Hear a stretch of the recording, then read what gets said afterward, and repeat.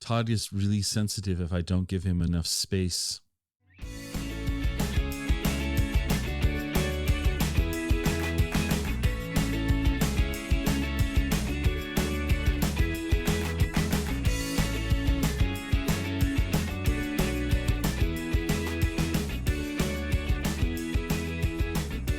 Welcome to the Exploring Washington State podcast.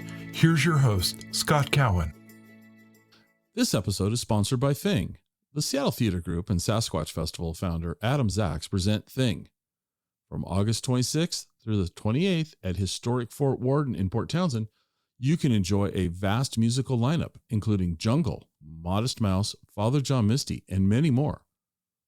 The Thing Festival features 2 primary stages overlooking the Puget Sound, not to mention a variety of camping and parking accommodations. You can either book a 1-day or 3-day pass, and kids 12 and under are free, making this an event for the whole family. Come enjoy live music, art, and beautiful Fort Worden with us. To find out all the details, visit thingnw.org. Welcome back to this episode of the Exploring Washington State podcast. My guest today is Chris Thomas. Chris is a Seattle area artist who we found, I think, to be fair, Chris, I think we found you because of your Instagram channel. Someone on the team thought what you were doing was pretty cool, passed it along to me. We're looking it over. It's like, hey, this is cool. And this seems like an interesting story. So, Chris, welcome. And why don't you tell the audience, tell them about you. Let's go that way. Well, I live in Seattle. And I wasn't born here. I was originally... Wait, we're done. If you're not a Washington... Oh, okay. Yeah. No, sorry. Just kidding. Don't mind me. Was originally raised in Renton, Washington, but moved out to Seattle for school back in, I think that was 2014. So it's been a while now. And, initially didn't really know what I was going to do. Eventually got a history degree. I know that doesn't make sense with what I do. Well, you went to the University of Washington, correct? Correct, yeah. Okay. Go Cougs. Go Dogs, but, okay. It's okay. But I did study some architectural design while I was there because I've always been fascinated with architecture.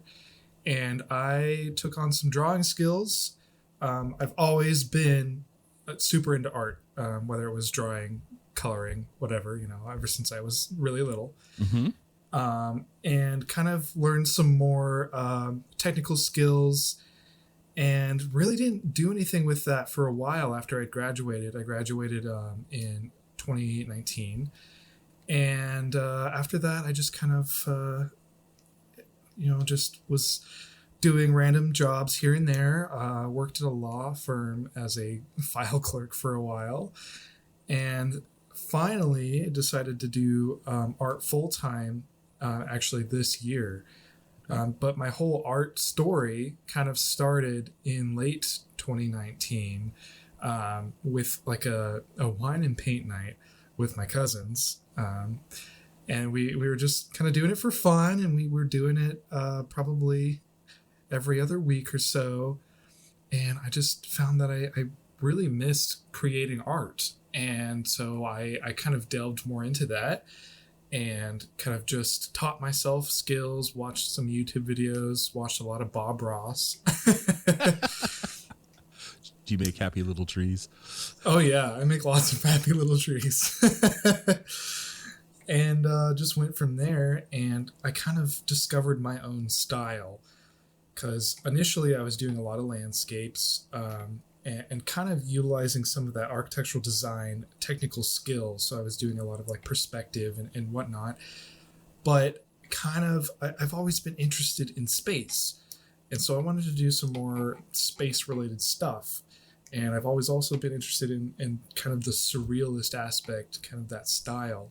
Mm-hmm. And I kind of combine those two. So got my own surrealism space kind of style going on, and that's where that came from. So that's how I got to that. And at one point I was looking at through the camera at one of my paintings, and I had the negative filter on, and I thought, that looks really cool.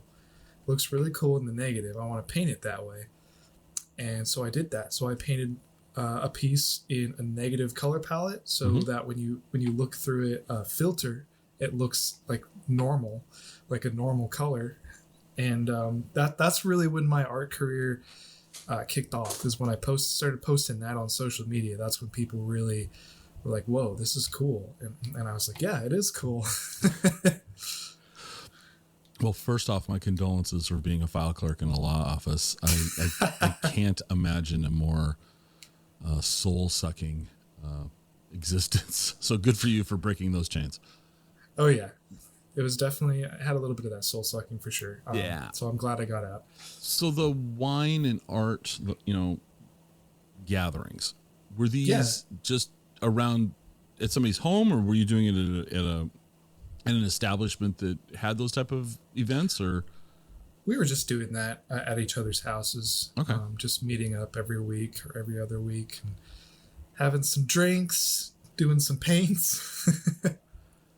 I've got to imagine that the combination of wine or adult beverages of any sort and paint might have led to carpet cleaning. There was probably some carpet cleaning involved. I was going to say, this sounds to me like a messy endeavor just waiting to happen. Well, luckily we had a lot of supplies to make sure that we didn't get the carpet completely covered. But okay. Look at if you're renting, go to the landlord. Look at the painting we did on your floor, Mr. Landlord. We just wanted to decorate. Yeah.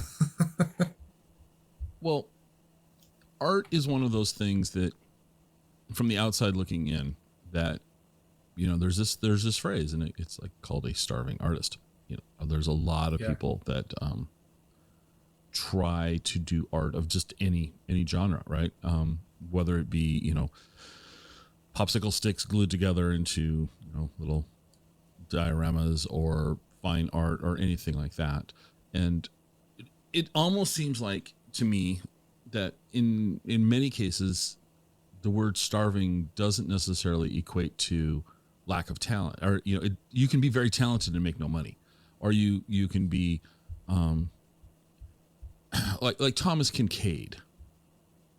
That man, whether you liked his artwork or not, from a business perspective, you got to admire that he was able to sell billions of dollars of his art at local malls across America. I mean, it was amazing to watch this. And then you mentioned, Bob Ross. Sorry. I'm Thomas. He's Ross. Sorry. Anyway, Ross, this guy seems more popular after he's passed than he did when he was alive. Yeah, that's very true. And he's on everything. Somebody sent me, as a joke for my birthday, they sent me a tin of like Altoids, but it was with him on it. And, I was like, what the heck? I've got those very same Altoids. Yeah, I mean, it's just, and so here's been this commercialized thing. So you said something that I thought was really interesting, is that you are making a full-time living doing art after a very short period of time, frankly. I mean, a couple years. Yeah. And I'm just warning you that we're gonna come back to that. Okay, not but just. No worries. Warning you. Dare I say, maybe even threatening you that we're gonna come back to that. But as I'm reading your bio, and so this is where my brain goes. UW, architectural design, getting into history instead, and then you say, I met my fiance in 2018. Yep. And now you tell me you're a self-employed artist in 2019. No, 2022 is when I was self-employed. You see what I'm saying? Artist. It's helpful to have a supportive partner, isn't it? Absolutely. She is a huge part of why I can do this in the first place. She's really the breadwinner and has been for the entire time I've known her. What does she do? She works at a prosthetics and orthotics clinic in Northgate. Oh, okay. And she is the office manager, and she actually has some bigger responsibilities now as well. And she manages some of their other locations in other states. So she kind of got like a little raise and salaried position, which is nice. Okay. But yeah, without her support, there's no way I could do this. Right. And then when was the last time you updated your bio? Because what I'm about to read, these things are fluid sometimes. So it's probably been a hot second since. So do you still have two cats? Oh yes, we still have two cats. Still have the Siberian Husky? Yep. Coda. What about the geckos? We still got the geckos. They're going strong. And the fish? The fish, on the other hand, those ones might not be around. They might not be around. Okay. the fish that were not named in the bio, by the way, folks. They're like the red shirts on Star Trek? Those characters that the guys that always died. That always kind of like how fish are. Yeah.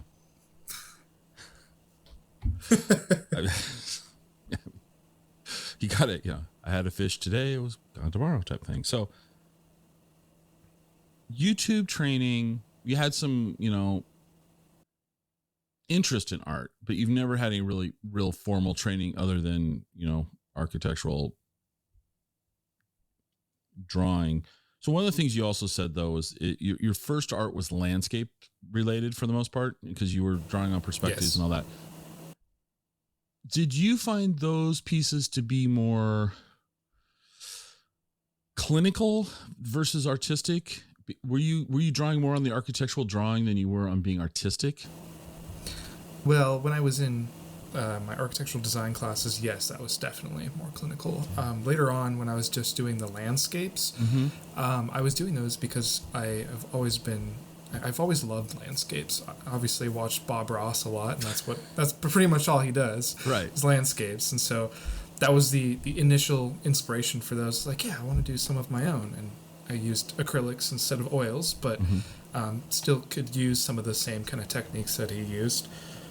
But I still enjoyed them. It wasn't like a clinical process for me to do those landscapes. Just curious if it was, as we go through that artistic journey where you find your voice, your vision. Yeah. Help me out here. You just said something, and I know just enough to not know anything. And that is, Ross was using oils, but you used acrylics. Why the choice for acrylics? Was it simple economics, that oil paints are expensive? That, and then also just the drying. So oils take forever to dry. And there are definitely pros and cons of each medium. Oils, for one, you can blend them out, and you can really get like a really nice sheen, but the drying process is just so long. Like, it can take months to years to dry, depending on how thick the layers are on your canvas. Whereas acrylics, you can slap down a layer and it'll be dry within like 20 minutes, and then you can keep painting over it. So for our wine and paint nights, acrylic is perfect. Right. It's also water soluble, which is super nice. Because if you get oil on the carpet, that's going to be really, really hard to get out. You're going to need to use like paint thinner or something, rather than just water. Destroy the carpet too. So. Yeah. Okay. All right. So, what's your preferred medium today? Is it still acrylics?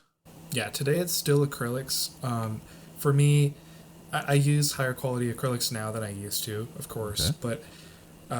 For me, it's still just that drying time. It's really nice. I can just kind of slap down a layer, and I can add details over the top of it. I have worked with oils, and I've worked with other mediums as well. And I'm trying to work a little more with oils just to practice and get better. But acrylics are always going to be my main medium. That's just what I use, what I'm good with, what I know. And that's what most of my, probably like 95% of the pieces I've made are with acrylics, I think. Okay.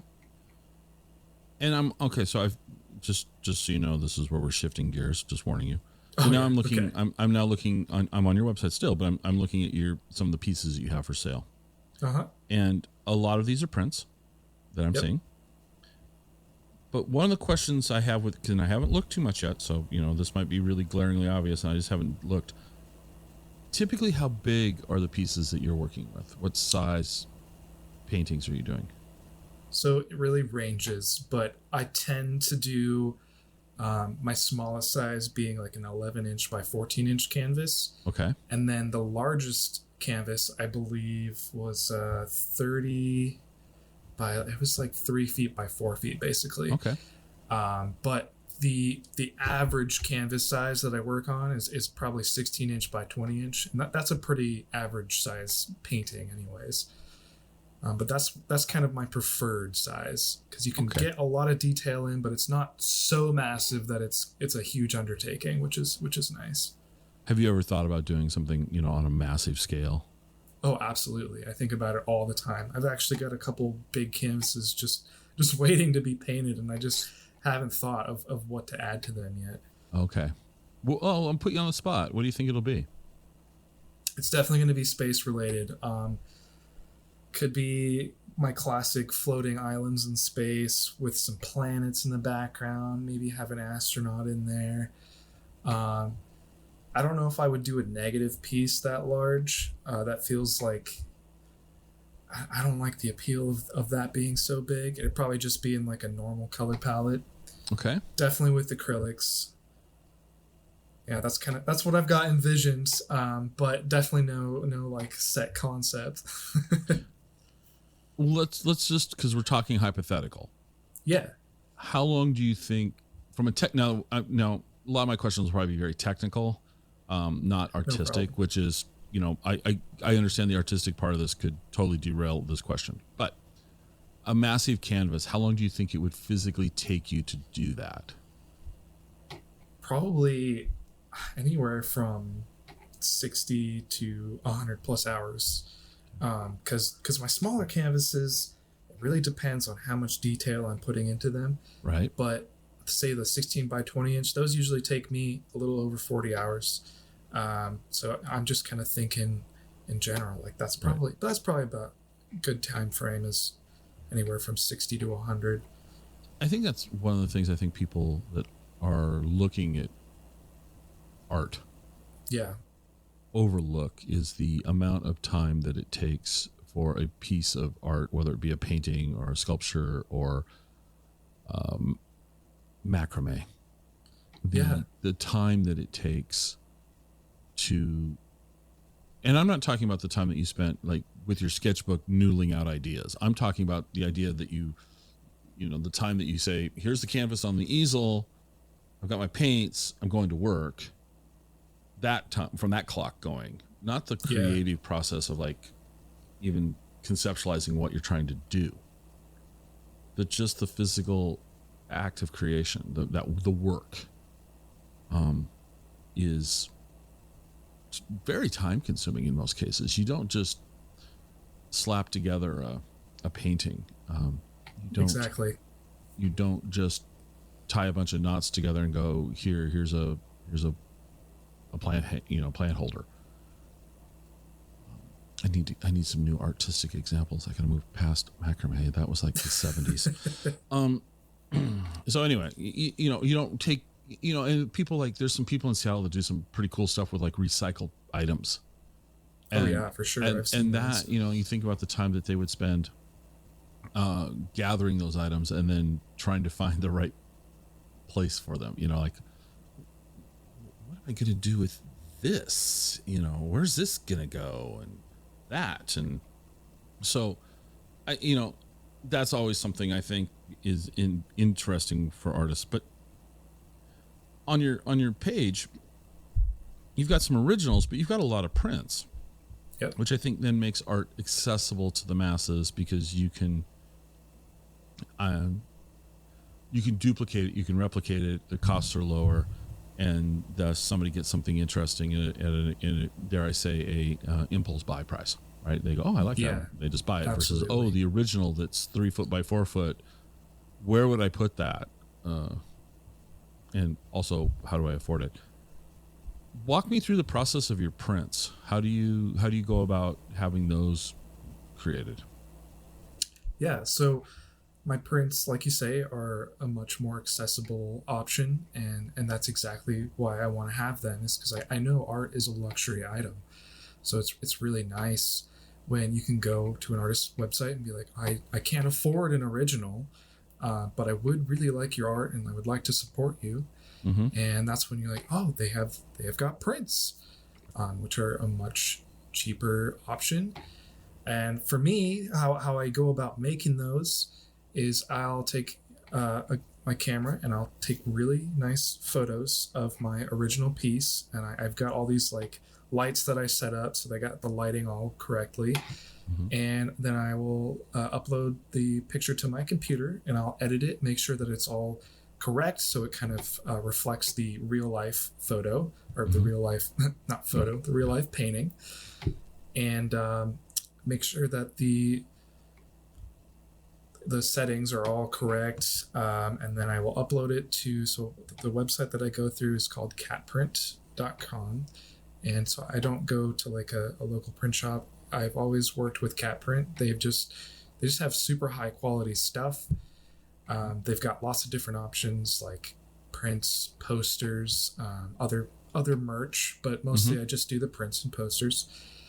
And of all the print companies that I've gone through, they have just impressed me the most because they also use sustainable packaging and recycled packaging. So a lot of times I will even reuse their packaging to send out, say, original prints or original paintings and prints, because it's good quality stuff. And usually I'll do like anywhere from 15 to 20 prints of each size for a piece. And then I'll sign them all and number them. Okay. Because usually it'll be like a limited print run, and I won't really order another like print run unless it's super demanded. Like it's a high demand print. People are asking me all about it. They want more, and I've done that a few times, and I'll make sure to write that on the print. Be like, this is the second edition of this. Give me an run. example. Which one that's been super popular for you? So the ones that I do in the negative color palette, those ones are generally pretty popular. One of my recent ones called Negative Voyage, I just recently replenished that on my website. I ordered more of that one. I just ordered a bunch more this morning, actually, when I woke up. And let's see, I think there was another one recently, but it was one of the normal color palette ones. Probably Spacing Out, I think that's what it was. Oh, that's cool. So, well, help me out here. So, I'm looking at Negative Voyage. Yep. And that's cool. That's very cool. Thank you. Double-sided prints. Yep. What's going on there? I guess is it the same image, just inverted on the other side? Correct. Yeah. So for the double-sided prints, those ones are always my negative ones. I try to make them double-sided because a lot of times people will comment and they're like, "Oh, I would love a print, but I want the inverted one." I thought, well, good thing my prints are double-sided. You can hang it up whichever way you want.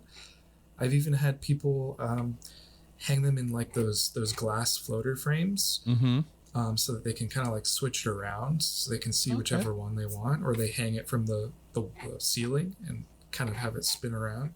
I was like, that's pretty cool. I like that. And that's, I've always done that with my negative ones, just so people can enjoy both sides, both versions of it. You didn't know this was going to like be a business podcast because now I've got businessy questions to ask you. So I'm once again, we're still referring to Negative Voyage, and at the time that we're recording this, what I'm reading is on your website. It may not be there when somebody listens to this episode in the future. So yeah, it's very possible it could be sold out by then. So your pricing. An 8.5 by 11 is $25 plus shipping. Correct. 11 by 14 is $40 plus shipping, and that's for a double-sided piece of work. I don't want to tell you you're not charging enough, but that seems highly affordable. First off, it seems very approachable for a double-sided piece of work. But the thing that I'm actually really questioning you on, seriously, from a business standpoint, $5 shipping? Really? Yeah. Dude, you're losing money. I mean, how are you shipping these things for $5 in the US? Because we ship our water bottles. So we have an Explorer Washington State water bottle right now, and it's with the 5 tallest peaks in Washington State, and that's costing me over $8 to ship that bottle every time. Oh wow! And that's USPS. We do priority mail, Yeah, But yeah. It's like 804 is the cheapest I get it for. Well, for my prints, the way I package them, so I usually have like cardboard on each side of the print, and then I put them in those like rigid mailers. Right. And I'll send it out that way, and I have yet to have it over $5 in the because I do it USPS, just the priority mail, and that's. I think my post office is ripping me off, man. They're looking at me going, "Here's a sucker. Let's charge him more." I mean, that's okay. So $5 shipping is just crazy good too. So kudos on you. Okay. So in this one, I'm going to go through this line by line now. So negative voyage, double-sided prints, $25 to $40. Double-sided prints of my acrylic painting, negative voyage, limited print run of 15 prints per size, all signed. So you're only doing 15 of this one. Now, correct. You might do run 4 or whatever, and you'll clearly mark it like that. Yep. But one of the things that you're not saying here is you're not saying you're signing them. That's true. I do generally include it in the picture, but that well, one. Well, I see where you signed it. C. Thomas 2022. Yeah. But are you actually taking pen to paper, if you will, and writing it out on there as well? Yep. Like I can show you an example of one of my prints here. I don't know if they'll see it on the podcast. Well, the podcast they won't see it, but yeah, I just kind of like I say what the print is, I write the date, and then sign it, and then the number, just like that. So, for example, over my shoulder, that thing you can't really see because the camera's focused on me, but in the audience isn't going to see because it's just audio. But that's a printer's proof from an event that the Jerry Garcia band played, I think, in 1980. And so there's, how familiar are you with like poster art, like from that era? Are you familiar with that stuff at all?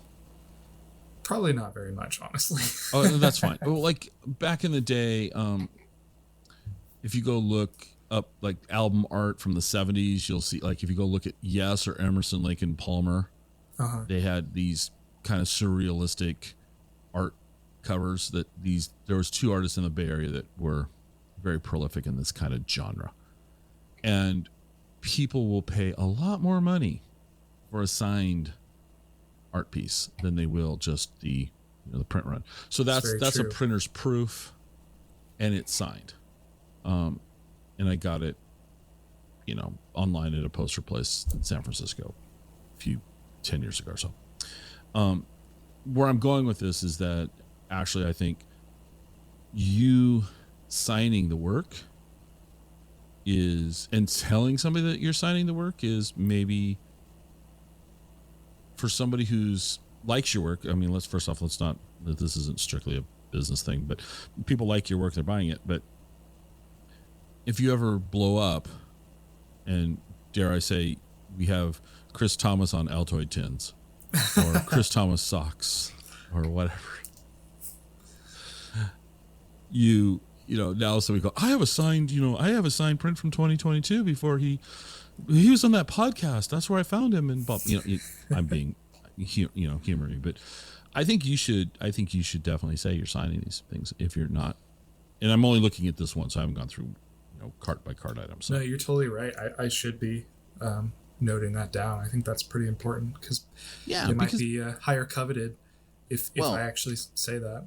And the other thing is that even though they're buying the print, if you're signing it, it's still, dare I say, it's still an original. It's an original signature. Of course, yeah. Like it's like having somebody's autograph. No, you're very right. It's weird to think of it that way at this point, but well, I mean, okay, so who is your favorite actor? Ooh, I've got a lot of them. Well, just throw a name at me. It doesn't really. I'm gonna throw out Timothy Chalamet. Who? Timothy Chalamet. I do not know who that is. So he was in the recent Dune movie. He played Paul. Okay. So if you had an 8 by 11 headshot of him, right? Because or if you had an 8.5 by 11 headshot of him signed, which one's more desirable? Well, if I he writes definitely like me, the blank one, because if your penmanship sucks, it's not, nobody wants to see gibberish scribbled across. But and also you don't want to write it across their face. But the point is that if you have an autographed anything of someone, even a whether they're an A-list blockbuster star or musician or whatever, or just a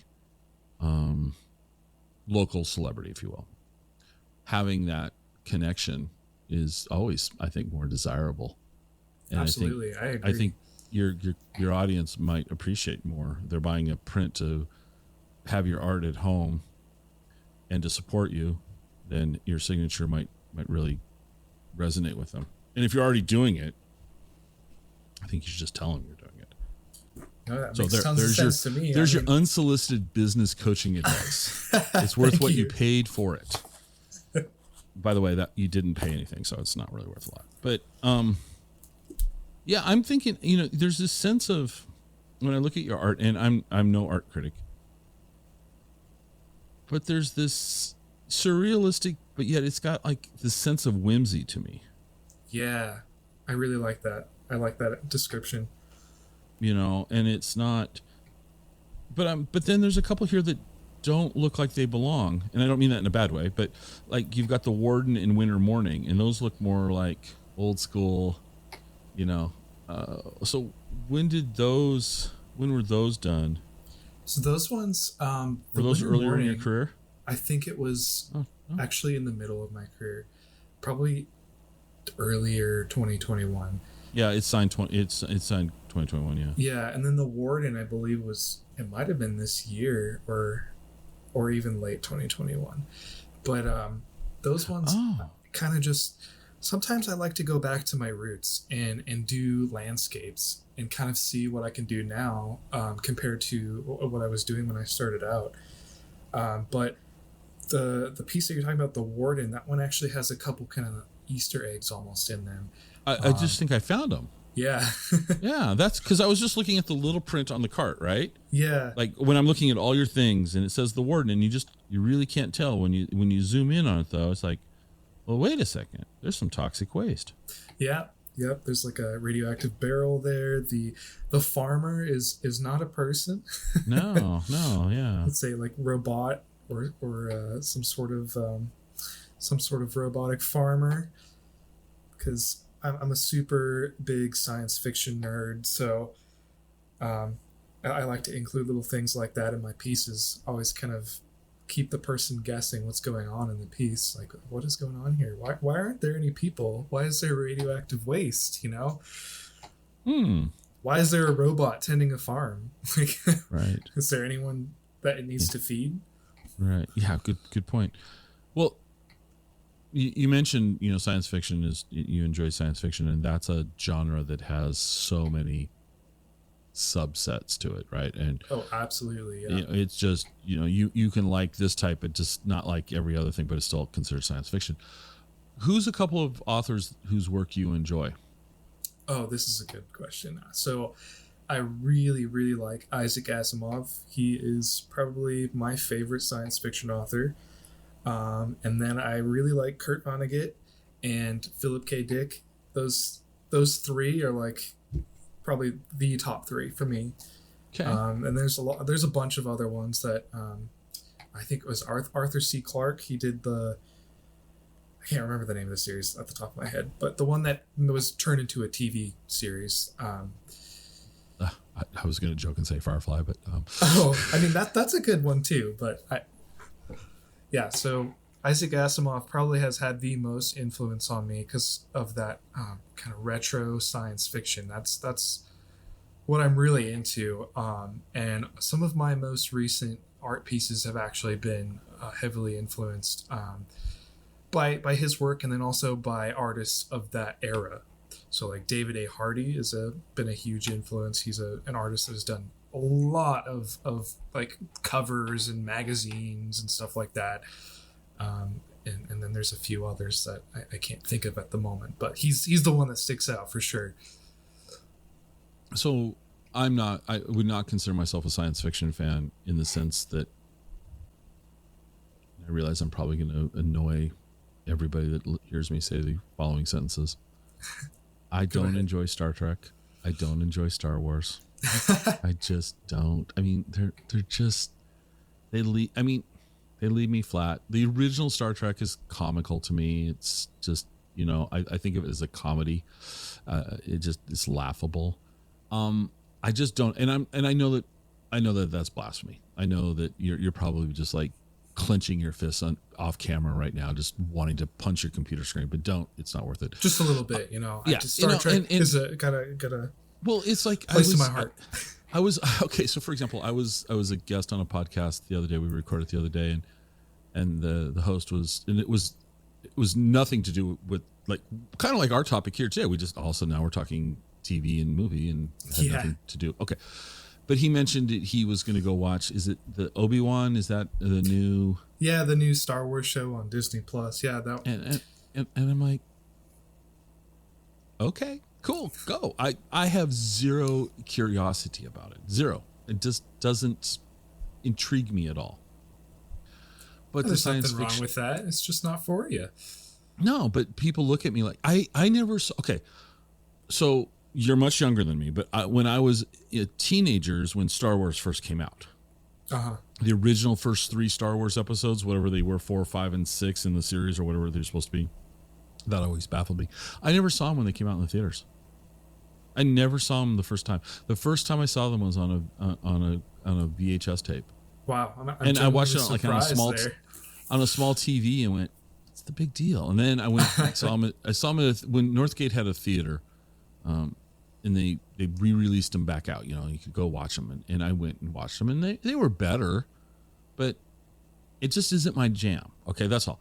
But I really like reading William Gibson. William Gibson, okay. Yeah, that's cyberpunk, it's dystopian near future stuff. Well, then you probably really like the Blade Runner series. Blade Runner was great. I loved Blade Runner. Blade Runner is huge to me. Yeah. I love Blade Runner. I love Blade Runner. But see, but like Star Wars, Star Trek, Battlestar Galactica, those are more like the space operas in a sense. Like that's it just isn't my thing. I just and that's okay. I mean, I'm just, of course, I always like to know where people are getting their inspiration from, because yours is a little more, Isaac Asimov is, older. Not something, ripped from today's space headlines, if you will. Well, I mean, Isaac Asimov is like the basis for so many other science fiction concepts. I mean, even Star Wars heavily influenced by Isaac Asimov's like Foundation series, and obviously there's the iRobot movie, and that's an Isaac Asimov. And that one was okay. That was good. That's kind of up your alley of that kind of cyberpunk-ish. Yeah, I kind of like the cyberpunk stuff, and I do. Now here's one. I'll say this, and this episode isn't about me, but I'm curious to see what your reaction is to this. Okay, let's go. There was a comic book, I think it was, it was a cartoon series. I think it came out in the 90s. I never watched it, but there was a Netflix series just done. Cowboy Bebop. Oh, okay. Let me finish before you react. Yeah. I actually liked the Netflix series. Was it perfect? No. But it was enjoyable. One of my dear friends, in fact, the guy editing this podcast, couldn't stand it because it wasn't true to the cartoon series, which I'd never watched. What's your take on that? Well, I'll be honest. I have not seen the Netflix series, but I have watched all of the original animated show and have loved it. I mean, that's peak sci-fi right there. Right. Everybody that I've talked to that's watched the original cartoon is like, this just sucked. I can't believe they just destroyed it. They blew it, blah, blah, blah, blah, blah. I don't know. I watched a couple of episodes of the cartoon afterwards, and I still think the Netflix show held up okay. I mean, it was just what it was. It was just kind of a semi-humorous look at the future. Yeah. With that's Cowboy flying Bebop for cars you. and old 50s cars flying around. It's just interesting. Wow, but I love I that can whole see, concept for sure. yeah, and I can see where your art could be influenced by those things. Yeah. But I'm also looking at your art and I'm looking at the inversion of Sampo. Yep. Yeah, that one I just posted on my website this morning, actually. Coming soon. Yep. And that's both futuristic and historic at the same time to me. It to me at the same time. And the tree looks happy. Just gonna say. It does. It does look happy, doesn't it? It looks happy. So let's talk about this since this is coming soon. Yep. The original.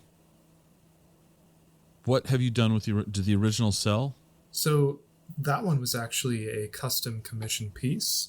Mm-hmm. And I don't know if you know anything about Finnish folklore. I do not.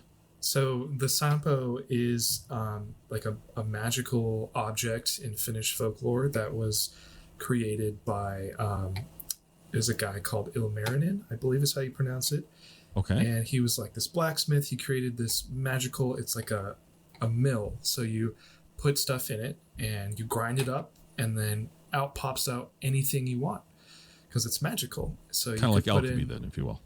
yeah. So you put in like rocks and then gold comes out, or you put in water, wine comes out. And the folklore behind it is basically like his whole village was prosperous and then it got stolen. And then there's a bunch of art picturing like the recovery of the Sampo. And that's kind of where my inspiration for that piece was. And then I put it in my own world. And so that's where that came from. The guy that commissioned it in Finland actually wanted me to include some Finnish folklore. And that's the idea that we came up with.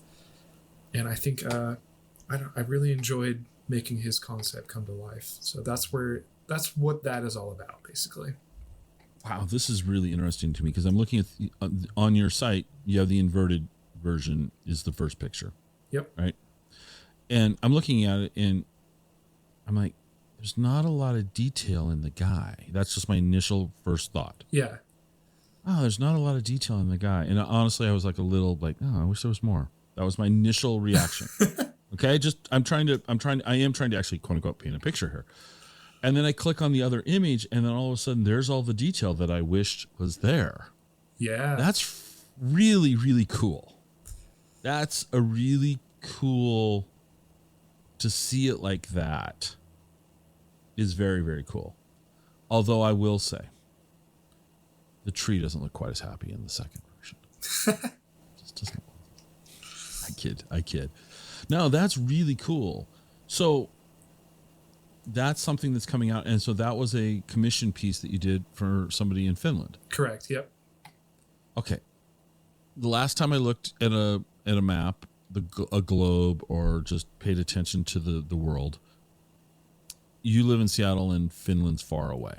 Yeah, it's just a little bit far away, just a few miles. So how did this person, I mean, you're going to say the internet, but how did this person find you? Was it literally your website they found you on, or?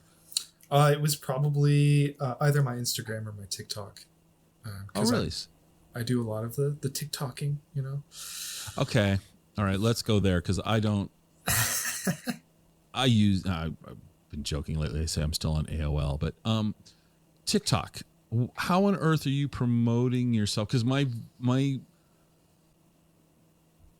awareness of TikTok is people doing choreographed dances, or I knew that's what you were going to say, or some attempt at being funny in a 30-second clip. So how are you promoting your art on TikTok? So like you're saying, I think a lot of people, when they think of TikTok, especially if they're not avid users of TikTok, they'll be like, oh, isn't that the dancing app, for kids and stuff? And that's actually not true. I mean, that's partially true. There is a lot of that on there. But TikTok is an amazing place to promote anything, whether it's your art or your small business or whatever you want, your podcast. And for me, I'm not going to dance. Just telling you, I'm not going to do it. I don't dance on there either. So maybe sometimes, but very rare occasions. Oh, very rare occasions. Okay, only if the wine was involved. Okay. Yeah, there might have been wine involved. But honestly, I just started posting my art on there. Just videos. Maybe I did some like little short process videos. So I was showing like little brush strokes and then the finished piece at the end, something like that, with music to it, of course. And really from there, that's where my my TikTok blew up a bit. So I've got a decent following on there, and by decent, what do you mean? A little over 600,000. Excuse me? Did you say 600 or 600,000? 600,000. Wow. Okay. So that definitely helps promote art. Having a nice little following. Wow. And I like to do videos of my negative paintings where I'll hold them up and then I'll do like a little snap, and then the filter will come over and then you can see what it looks like in the filter. And those videos do really well. People really like them.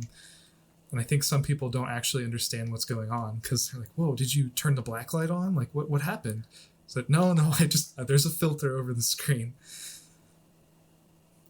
So that's pretty much how I use my TikTok. Just posting my art, and sometimes I'll post like if I get a print order that comes in, I'll do the unboxing video and I'll take all the prints out and show them off. Be like, yeah, here they are and stuff like that. So am I blowing your mind over there? You're in your 20s, right? Yes, I'm 26. Okay. So my daughter's 27, and my daughter Mackenzie runs our social media channels. Correct. And I think her favorite saying to me these days is "Okay, boomer." And basically, I think I've been on TikTok twice. I think, I look at our Instagram occasionally. I don't look at it very often. My thing is I do the podcast, the newsletter, email, the stuff that moves slower, dare we say. Yeah. So first off, when you say you have 600,000 followers or whatever they're called on TikTok, that's impressive. Earlier on, we had recorded an episode with a woman who has a talking dog who lives in Tacoma. Bunny, right? Bunny. And at that time, that dog had over multiple, 2 or 3 million followers. And I was just like, are you kidding me? That blew me away. And we had earlier a guy out of Washougal who's the blind woodsman. Oh, that's cool. And he videos himself working a lathe, which I just find fascinating that a blind guy's using, power tools. You almost want to tune in just to see. But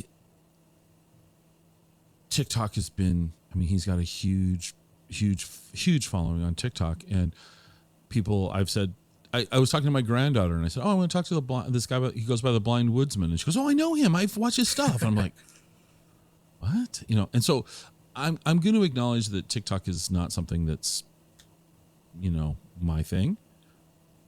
And that's okay. And it's okay. But so long rambling way to ask this question. I get the idea. I love the idea of you showing brushstrokes and then the final print. I think that, to me, that's like, that makes sense to me. Like, that's like, from a marketing standpoint, from a promotional standpoint, from a interesting to watch standpoint, that makes sense to me. It does. Yeah. I love the idea of you showing the negative and then applying the filter. That's almost like magic. That's a parlor trick. It's cool. But then you said you do your unboxings, and that one, because just earlier today, before you and I started recording this, Mackenzie said, because we just got some new stickers. Uh-huh.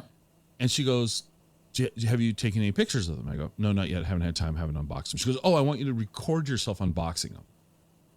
And the first thought through my head was, why? Why? Who wants to watch me open a box with stickers in it? You'd be surprised. You would be surprised. So are you telling me that your unboxing of a package of prints is TikTok worthy? Oh, absolutely. I mean, I don't know what it is about unboxing things, but people just love to see it. I think it's the almost like Christmas the surprise, experience. The I mean, we're vicariously, yeah. we're vicariously watching somebody get a present, if you will. Exactly. I like watching like unboxing of like computer equipment, or I'm unboxing my new digital camera, and because I'm thinking about buying that digital camera, so I want to like see like, well, what does it look like? How, how's the packaging? Blah blah blah. But stickers left me flat. I was like, really? And then now you're telling me you're unboxing prints, which, no offense to your prints, it doesn't seem particularly interesting either. But you're telling me you do that. Good for you. Okay. Yeah. No, I think it's good for people to see that, like seeing you open it up for the first time and seeing your reaction, or seeing them brand new, and you open it up and you're taking the plastic off and they're like, oh, that's really cool. Like, I'm looking at it for the first time, kind of thing. And I think you could do that with your stickers too. I mean, it sounds kind of mundane, but it's something small. You just post on your social media and be like, yeah, we got these new stickers came in. Look how they look. I don't know if AOL has an ability for me to post. Yeah, you might have to check with that. So, all right, you've got this is, and I warned you when we talked about you being on the show. Who knows the direction this will go, and I didn't think it would go where we're going with it. But I can't seem to not like get off this trail, so I apologize if this isn't what. But so you got 600,000 ish TikTok followers. And you what was the last thing you shared on TikTok? I think the last thing I shared was one of my paintings I did recently, and I just kind of like stood there and then I revealed it, so I had it like kind of out of frame, and then I just brought it in and just showed it off, and it was like a 7-second video. And that's it. All right. How many times has that been watched? I think that one was, I'd have to look. It's probably only been viewed about 2,000 to 3,000 times, which isn't like a whole lot considering the amount of followers, but it really depends on the video too. Okay, so first off, did you hear what you just said? You just kind of said, 2,000, 3,000 times, that's not that much. Can you imagine? No, seriously, think about this. In traditional methods, you're standing on a street corner holding up your piece of art. Yeah. How long would you have to stand there for somebody to look up, for it to be observed 2,000 or 3,000 times? Probably, a couple days at least. And or you have your piece of art hung in a public space, whether it be a restaurant or a gallery. How long is it going to be before your art was exposed to 2,000 or 3,000 people? Definitely a while, that's for sure. And so think about that. Now, so the other question, part two of my question then is, what's your most viewed TikTok? I believe my most viewed TikTok was around 15.6 million views. Okay, now do the math. Standing on a street corner. I can't. Yeah, exactly. Mind-boggling. I mean, it's staggering how the exposure that we can all get. Absolutely. From these platforms, and I would not have thought that unboxing your art or. Yeah, I wouldn't have thought that one. I get the paint stroke one. That's kind of cool. So the most viewed, the 15.6, what was that? That one was one of my negative pieces. I believe it was either Negative Trek or Negative Voyage. So one of those ones, both of those have around the same amount of views, actually. Now, do you have any methodology? Once again, business question. But do you have any methodology in tracking sales that come because of TikTok? Views to your site because of social? The site that I have doesn't really like tell me where all of the although the people came from. I guess I could check on TikTok, and I think there's a way you can look and see how many people have clicked your link in your bio and stuff. Right. But that wouldn't like directly correlate to sales or anything. But I guess I could do some sort of percentage. But do you see a direct correlation between an unboxing, let's say, and orders? Oh, absolutely. If I do an unboxing video and I post it on, say, TikTok and Instagram, I can definitely tell that people have watched it because I'll sell, even if it's like 1 or 2 prints. You know, I'm like, okay, well, people actually saw the video because I just posted it and they just ordered that print. So I can assume that's why. That's very cool. Yeah. Okay. Well, I'll try to pull myself off the business nuts and bolts and we'll go back to the creative. Be creative because, that's more you.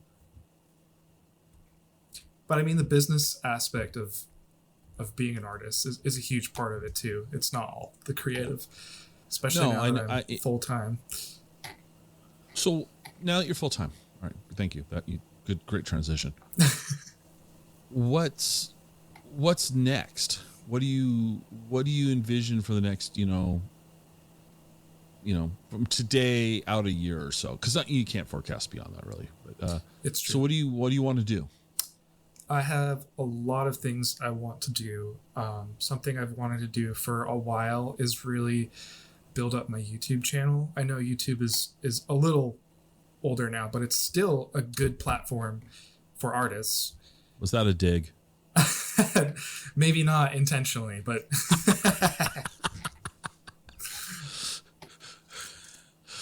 but yeah, the appropriate response would have been if you had to ask, then yes. Okay, so what will you do? What do you want to do with your YouTube channel? So with YouTube, I can do a lot longer videos. TikTok recently did give me the option to do 10-minute videos, which is pretty amazing. But YouTube, obviously, I can do is pretty much as long as I want. And my idea is I want to do kind of tutorials, maybe not unlike Bob Ross, but do kind of like you could do a follow along paint with me, or maybe do some vlogs where I just talk about what's going on, like what's going on with my art, what kind of events am I doing, what projects am I working on, and I can really go more in depth on YouTube just with the amount of time that I would have, and just kind of build that up. I just think that sounds like a lot of fun, rather than just posting 7-second videos, so people don't really get to know me, the person behind the art. Well, and that's absolutely true. As people get to know you more, there'll be a deeper connection. Yeah. So it just clicks on something else here. Out of time, holographic. The photograph doesn't look that much different to me than your other art. I don't know if the photographs are displaying the holographic nature of it, or am I glaringly overlooking something? Let's see, out of time. I'm gonna look at it too because it's been a while since I've looked at that one on my. Oh no, that one, yeah. Okay, so the holographic aspect of it, if you kind of look at the varying pictures of it, you can see like the little speckles of holographic. So that's what's different about it. Okay. And it's a lot higher quality print and more expensive to get. That's why it's a little bit pricier, and there's only so many of them. Right. But those ones are really cool. I really like them. They look super cool when you're like just holding them up, and even when they're just on the wall and you're walking by, it really changes the whole piece. Okay. And I think it flows really well with a lot of my space pieces, having them be holographic like that. Okay. All right. Thematically, what do you want to do in the upcoming? Where are you going these days with your art, the style of it? How are you evolving? I feel like I'm bringing back a lot more of those technical aspects that I was kind of learning in architectural design, especially with some of this retro kind of science fiction art that I've started to make. Mm-hmm. I am going back to that age-old perspective, and I really want to do like book cover-esque kind of science fiction art. I think that would be ideal. And hopefully maybe even the future actually have a real book cover or magazine cover. I have had my art inside of magazines, just never as a cover. Okay. But that would be what cool. magazines have covered you in print? I was published in the Artistonish magazine, I believe, in April 2022. And then I was also published in the Utopia Science Fiction magazine back in 2021. Nice. All right. And then there's some other magazines that I'm aspiring to be published in. I think one of them is Birdie magazine. That's a pretty big one. And then, if I could remember the name, it's Infinite Worlds magazine. I've got a copy over here. Is your work ever displayed locally in the Seattle area? Yes. Last month and the month prior, I had my art up at Verity Credit Union over in the Greenwood area. And I'm sorry, nothing says art like credit union. Yeah. But so it all kidding aside, how did you place your art in a credit union? It just seems like I mean, it makes sense because people are going into the lobby. That makes sense. But yeah. But did you go up to the teller and say, "Hi, I'd like to make a withdrawal and I'd like to put 3 pieces on the wall," or so how did that work? In this case, I kind of had it in because my friend works there, and him and the manager are nice to each other, you know. Right. And the manager reached out and was like, "We would really like to have your art up," and I was like, "Yeah, that would be awesome." And that's very so cool. That's kind of how that happened, and. There's like a little art walk that happens there on the second Friday of every month. So for those 2 months that it was there, I was part of that art walk, which was pretty cool. And just hung up my art all around their credit union. It's not like the usual kind of bank vibe that you would get from a space that there's a bank in. Right. They have a really cool area, like this lit area where you can hang a pretty nice size piece of art. And so I put one of my large pieces there, and then they've got a lot of wall space, and then they've got kind of like these display windows, almost like if you were going into like a retail store or something, you know, like where they got display windows. And so I put my art in there as well, and it was a pretty cool experience overall. All right. Good. When you're not painting, when you're not being an artist, what do you guys like to do for fun and excitement? Oh, that's another great question. Well, my fiance and I like to go on hikes, so we haven't really done as many recently because of the baby. We're trying to bring her out more often. We like to do that. We also like to just visit with family. So whether it's in Utah or here, because my fiance is from Utah, so we'll go over there and visit with her family, and we used to do hikes over there a lot too. So there's a lot of amazing like national parks over there that we would go visit. I mean, visit with friends. So like, okay, well, yeah, art and wine. You know, well, that was family. So, give me an example of some hikes that you guys like to do around Seattle. There's some kind of like more local, just like we live right next to Carkeek Park, and I know that's not like a huge hike, but it's still really pretty, and just walking through it, it's kind of amazing that that's just in Seattle. Like it doesn't feel like you're in the city when you get further in the park. It just feels like you're on a hike. I mean, you can occasionally hear city sounds and there's airplanes flying over and stuff, but when you forget all that, you're like, oh, this is nice. I don't think I'm in the city. Right. And the beach is right there. So we just walk down to the beach. Mm-hmm. Yeah, we many years ago, used to live by Carkeek as well. So awesome. Long time ago. All those big tall trees that are in Carkeek now, those were like little saplings. It was that long ago. Do you drink coffee? Oh, absolutely. I'm drinking coffee right now. Oh, okay. Well, I also saw you were, it's a cat, you're a cat What is your mug? Oh, is it cat owner, cat Yeah, it parent says mug? Cat Dad. Cat Dad. Yeah. So coffee in a Cat Dad mug. So where's some good coffee up in your neck of the woods? I mean, we really don't go out to coffee that often, but What? Come on. You live in Seattle. Well, we like to brew did you our have to like own. sign an oath that you would like drink 6 cups of coffee from, coffee shops a day to live in King County? I thought that was required. yeah, it's definitely a requirement. We're kind of under the quota. Oh, sorry, we didn't mean to out you. But when I lived over closer to the Northgate area, and we are kind of close to that now, but a Jewel Box Cafe was a pretty good hotspot for my fiance and I. That's where we had our first date as well. Okay. We loved going there a lot. They have Where is that at? so do you know like the Thornton Place kind of area where the movie theater's at? Yes. Yeah, so it's right there in that Okay. kind of like area. So there's like a subway there and whatnot. Okay. But Jewel Box Cafe is right there, and they have really good like panini sandwiches, wraps.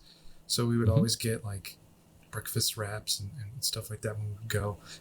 And there's occasional times where I still miss going there because we don't really go there as often. I mainly stay at home and watch the baby and do my art. So. Right. And has how much has having the child impacted your productivity? Well, during the day, I don't really do a lot of painting, that's for sure.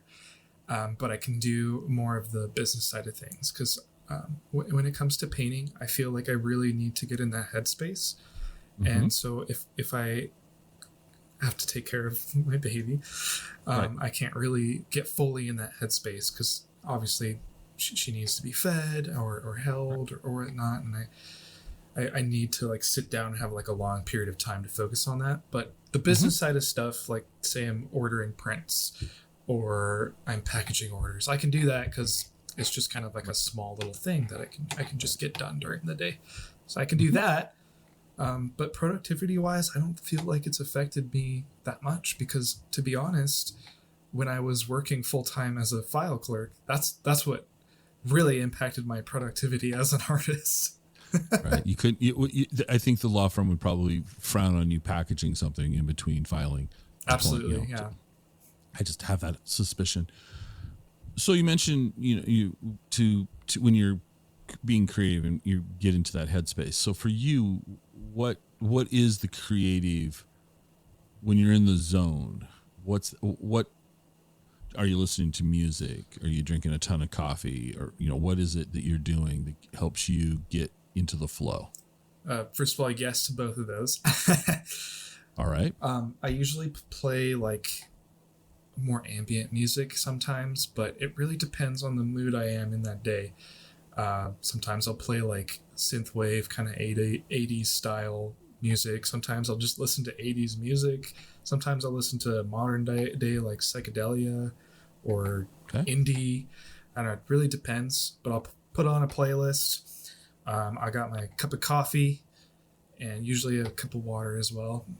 Yes, I occasionally have dipped my paintbrush in both of those on accident. Happens a lot. Oh, Did the that just the ruining other of day. coffee. That's the tragedy. You've ruined coffee. Oh, By absolutely. mixing, forget the paint. No, just kidding. Oh, that. I've even drank my coffee after putting the paintbrush in on Well, accident. I was like, why does this I taste would weird? Yeah, I would too. Oh, blue. Yeah. But Blue doesn't taste very good. The red's better. Yeah, the red's better, huh? But I've Right. got my little studio in the basement here. Okay. And so I'll come down here, put that playlist on, get my coffee going, and just kind of sit down. And a lot of times what I'll do is I'll journal before I actually do my sketch or anything. I'll do some journaling and Okay. kind of write about like what's going on, how I'm feeling. And that is kind of like a cathartic thing that I do before painting. The painting itself is also pretty cathartic. Mm-hmm. And I kind of just get in this zone, just kind of space out. Sometimes my fiance will come down and like try to talk to me, and I take her a couple times before I'm like, oh, what? Oh, sorry, I didn't realize you were here. Or she'll really scare me, not on purpose, but like she'll come down and I'll literally jump. So out of what you just described, I've got two questions.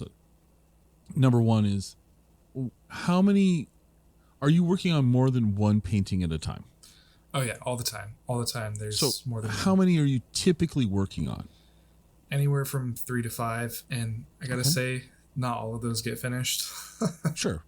No, but I was just wondering if it was, you start from sketch to completion, and or you're working in various phases on multiple properties. Okay, Yes. so cool. And sometimes I don't even sketch at all. It depends. If it's a commission, like custom piece, I'll definitely do a sketch, because I'll send the client, I'll send them the rough sketch, be like, this is kind of the concept that I'm thinking of and stuff. But if it's just one I'm doing for fun, I'll just kind of sit down, I'll start slapping paint on the canvas and kind of go with the flow, listen to the music. And there's a lot of pieces that have just arisen from that. So then the other question you mentioned is you journal, you use the word cathartic. Have you ever gone back and when you've completed a piece and then looked at the journal entries corresponding to the time period that you were working on the piece? And do you ever see any connections between the journal entries and the finished art? Oh, definitely. There's sometimes where I look at how I was feeling that day, and then I look at the painting that came out of that feeling, and there's definitely a connection. You can be like, okay, I was not feeling good that day. I was feeling a little depressed maybe. And the piece that came out of it is definitely representative of that. Okay. All right. As we wrap this up, my last question for you. Okay. What didn't I ask you that I should have? Ooh.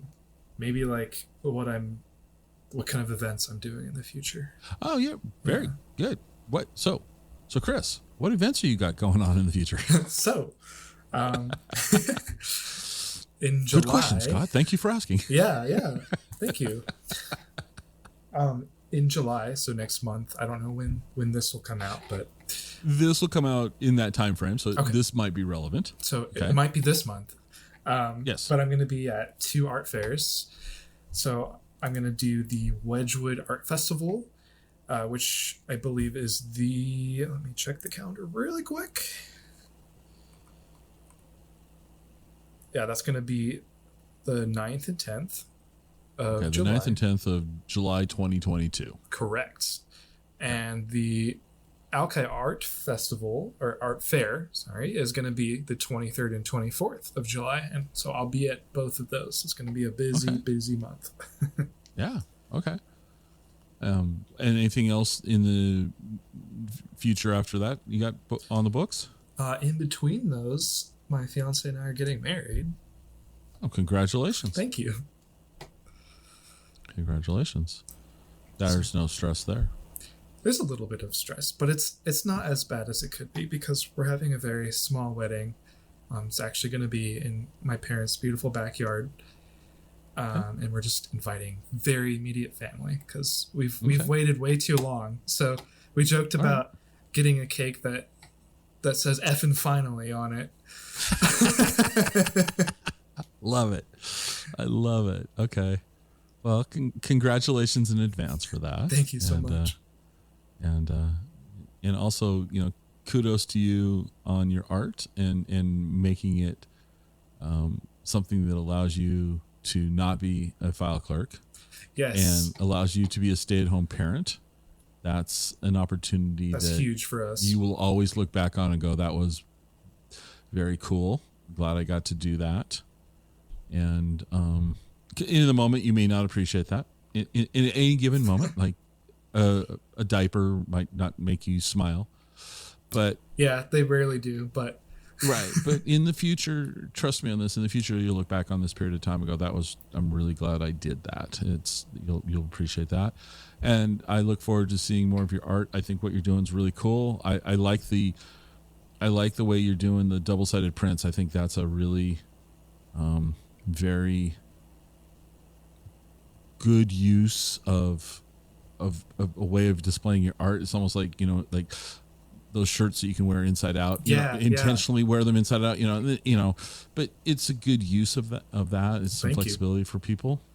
And yeah, thank you for taking the time to be on the show with me today. Of course. I had a good time.